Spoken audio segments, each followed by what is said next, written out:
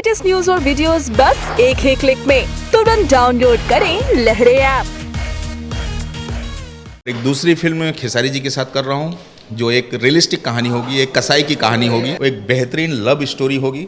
जो खेसारी जी की अपनी उनकी अपनी स्टाइल होती है, जो उनकी इमोशनल कॉमेडी, मस्ती, मसाला पैक्ड फिल्म होगी। कुछ बताना चाहिए कि खेसारी जी के साथ आपने 2 फिल्में की है, तीसरी करने जा रही है, उनके बारे में कुछ कहना चाहेंगे? नहीं, ये बहुत ही वर्साटाइल एक्टर है और बहुत ही इमोशनल आदमी है। एक्टर तो है ही है, प्लस उनमें इंसानियत कूट कूट के भरी हुई है।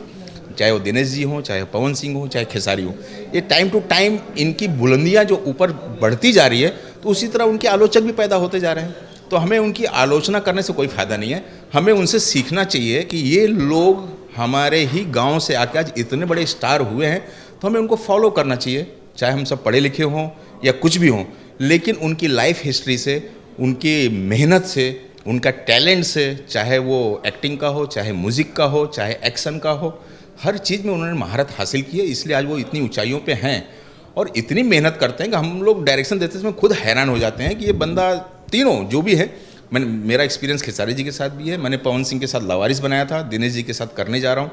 कई फिल्में मैंने दिनेश जी के साथ असिस्टेंट में काम किया हूँ।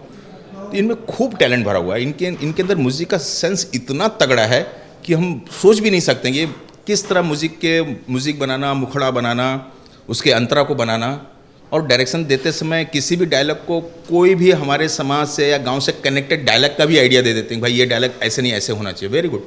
और वो सारी चीज़ें क्लिक करता है।